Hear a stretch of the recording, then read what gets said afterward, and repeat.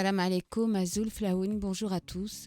Alors aujourd'hui, je vous propose une recette de gâteau oriental qui s'appelle la basboussa et qui se décline en plusieurs versions. Là, en l'occurrence, je vous fais la basboussa au citron.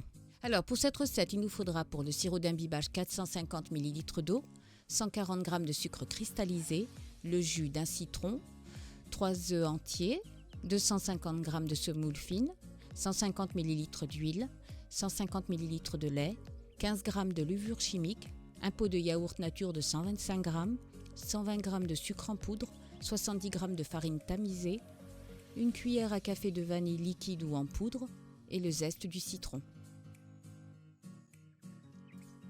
Alors pour cette recette, on va commencer d'abord par faire notre sirop d'imbibage. Pourquoi ? Parce qu'il devra être froid quand on aura à le verser sur notre gâteau directement qui sera sorti du four. Alors on va mettre nos 450 ml d'eau, tout ça dans une casserole chauffée à feu moyen.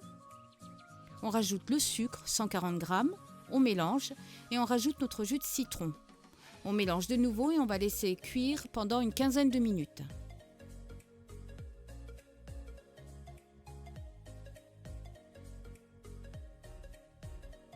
Voilà, nos 15 minutes sont passées, notre sirop est fait et là, on va le laisser refroidir, on va aller s'occuper du gâteau.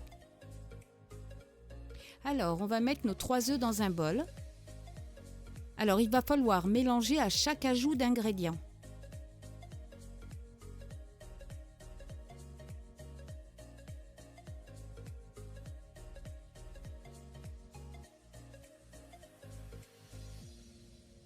Alors, on met notre sucre en poudre, on mélange, on rajoute le zeste de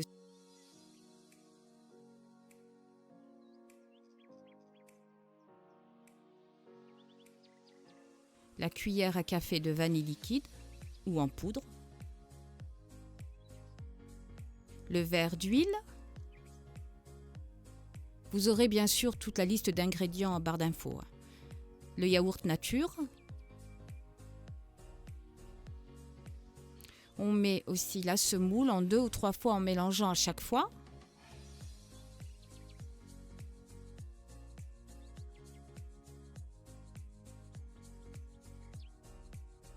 On met le lait.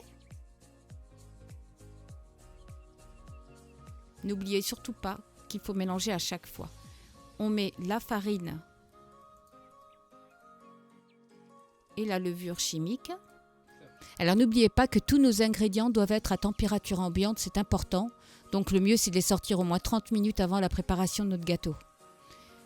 Voilà, donc on mélange le tout et on a huilé avant un plat qui va aller au four. On verse la pâte et on enfourne le tout dans un four préchauffé à 180 degrés pendant 30 à 35 minutes, tout dépend de votre four. Dès que vous voyez que le gâteau est doré dessus, c'est bon, il est cuit, vous pouvez le sortir. Voilà, notre gâteau est prêt. Donc vous voyez que j'ai transvidé dans un pichet mon sirop, ça va être plus facile pour moi de le verser. Et puis alors là, on fait des trous. Moi, en l'occurrence, j'ai pris une baguette chinoise. Vous pouvez prendre un cure-dent, même un couteau. Et vous versez donc le sirop. On verse le sirop partout sur le gâteau afin que le gâteau puisse absorber le sirop. Et n'oubliez pas, il faut le laisser au moins 2 heures, 2 bonnes heures avant de commencer à le découper pour commencer à le manger. Parce qu'en fait, il faut que vraiment le gâteau ait absorbé tout le sirop. Alors après, j'ai parsemé avec de la poudre d'amande. On peut aussi bien mettre de la noix de coco ou de la pistache. On peut même le laisser tel quel. On fait ce qu'on veut en fait. Voilà, la recette est terminée. C'est un gâteau qu'on peut déguster avec un bon thé à la menthe ou un café ou même comme ça. J'espère que la recette vous a plu et que vous allez peut-être l'essayer. En attendant, je vous dis à bientôt et prenez soin de vous.